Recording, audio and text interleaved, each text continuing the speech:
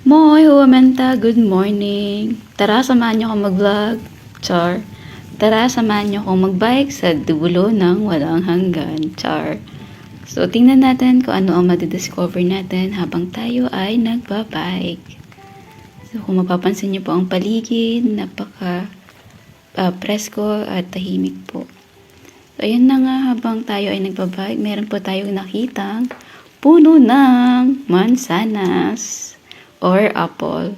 So, pinark ko muna dyan yung bike natin. Yan. Then, check natin. Siyempre, bago tayo manguha, check muna natin kung meron tayong kasamang ibang nilalang. Alam nyo na. Para safe. So, ayan po. Ano po? Ang dami pong bunga. Hanggang taas po yan. So, actually, unplanned po yan. Nagbike lang po ako. Ikot-ikot lang. So, meron po tayong tinatawag na yokaisen o kyodet. Or, sa wikang Ingles, everyone's right. Yan po, pwede po tayong kumuha ng apples or berries po or other fruits and mushrooms.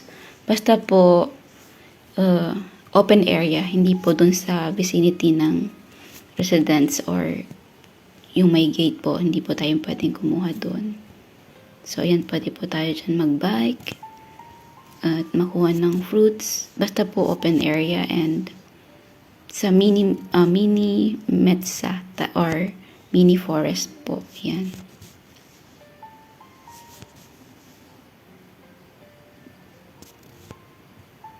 Nag-start na po tayo manguha. Wala pa akong dalang eco bag or plastic kasi unplanned naman po yan. Ikot lang ako, sabi ko. So, sabi po ni Mies, sabi ko kay Mies, maglalakad na lang ako. Pero sabi niya is, magdalan lang ako magbike na lang daw ako. So, buti na lang nagdala ako ng bike kasi kung hindi ako makakaikot. Doon lang ako sa pupuntahan ko. So, ayan na nga, malit lang po yung natin na bag or sling bag. Body bag. So, kahit pumalit siya na apple, sobrang red na po yan. Ayan. So, kinuha na rin po natin. Yung kaya lang po natin, yung abot lang po natin. Alam nyo naman, tayo ay matangkad, charing. So, ayan na nga. Salamat po sa pagsama nyo sa akin, sa pamimitas. Sana meron din po tayo niyan. Ano po?